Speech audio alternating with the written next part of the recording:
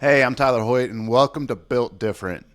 Every week, I sit down and share the conversations, patterns, and lessons I'm seeing after talking to hundreds of contractors all across the country.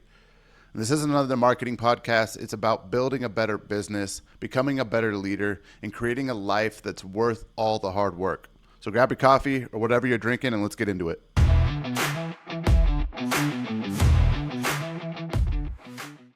So this week, I had 7 or 8 conversations with contractors in different trades and different states and different revenue levels.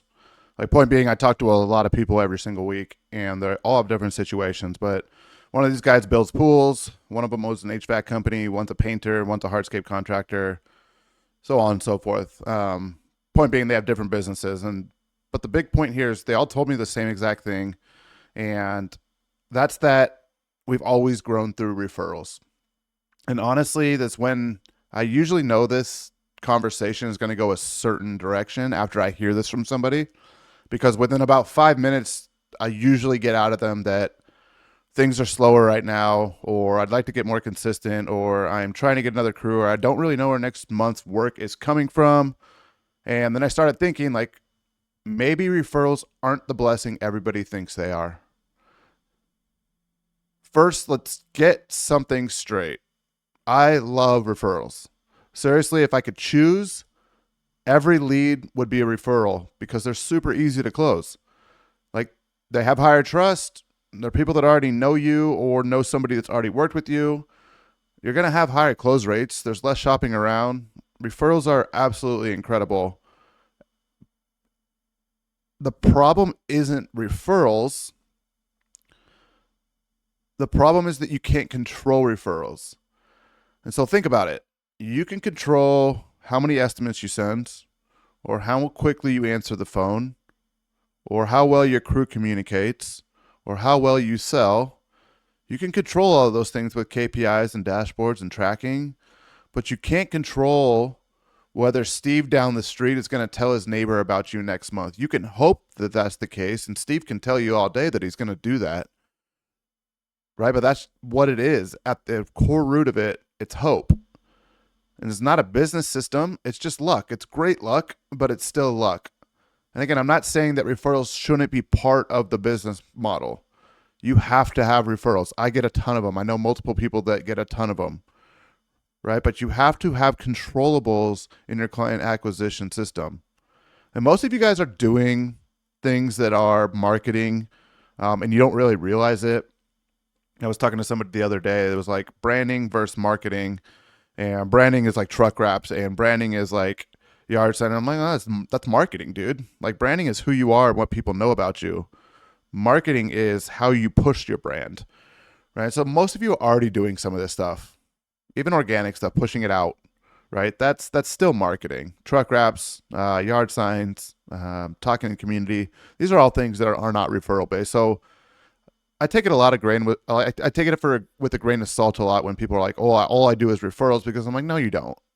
Right? You do other stuff. Referrals might just be what you see most jobs coming in from, but you're doing other stuff.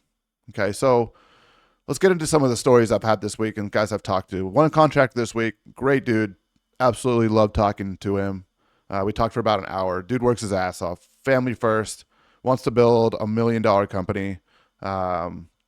Wants to spend more time with his kids. And honestly, I'm just like, dude, this guy's got his priorities straight. He told me we've always been referral based. And then about 10 minutes later, we got more into the conversation about this. And he starts telling me, like, I'd really like to get another crew and I really want to grow. And I just don't want to lose quality. And that's when I thought, like, you don't actually have a marketing problem, man. Like, we've sat here for 20 minutes now talking about marketing, and you don't have a marketing problem. You have a predictability problem, because how do you confidently hire another crew if you have zero idea of how many jobs are coming in 3 months from now? Like, if you have no forecasting, you have no tracking, and I can't look at the math and say, well, I know if I pull this lever, then I'm going to be able to get twice as many jobs by doing this strategy or by spending this much.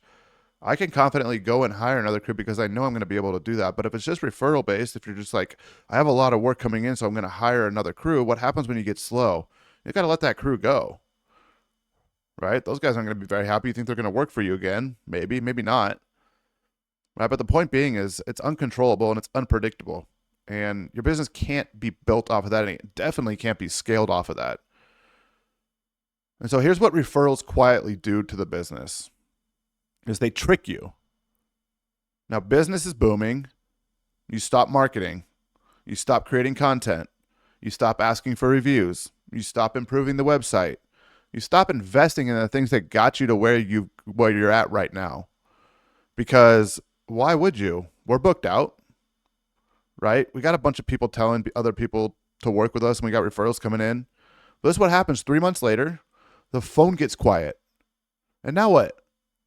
Everybody panics. You as a business owner start to panic. Your employees start to wonder if they're going to have work tomorrow, if they're going to get paid.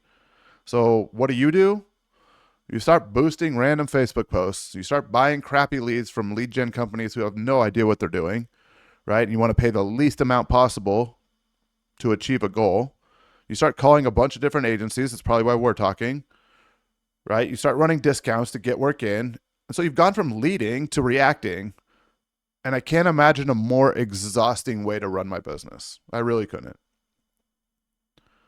Okay, let's move on to another story. Another contractor this week asked me, so how many leads can you actually get?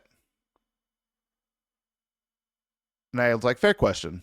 Everybody wants a number. Literally, I hate this market right now because every lead gen company out there is like, I'm going to guarantee you 30 leads, or, we're going to get you 20 leads in the first 30 days or you don't pay. And everything's been equated to leads.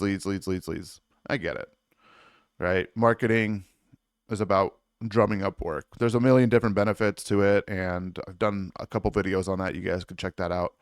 But honestly, it's the wrong question to ask, because I technically and personally don't care if I send you 50 leads. If your business isn't built consistently to create demand, we're just going to be adding water to a bucket with holes in it. And so the better question is, how do we build a business where you always know where the work is coming from? That's the main goal. It's not more leads. It's predictability, right? That's the key takeaway from this episode is predictability. How do we build a predictable business? You can scale predictability. You can't scale hope. Okay, and so the biggest contractors I know, my clients included, and some guys that don't work with me but I talk to a lot, they absolutely still get referrals. Like I said, I love referrals. In my own business, it probably makes up 50% of our business, right? Maybe 60. It might be even higher. Most businesses, referrals are probably going to make up 60% of the business. That's completely fine, right? And so most of the contractors I talk to, they still get referrals, and they get a lot of them. Here's the difference. They don't depend on them. Referrals are icing on the cake, right? They're not the cake itself. So again, the biggest contractors, even though they're still getting referrals, their website is set up well. They're doing SEO.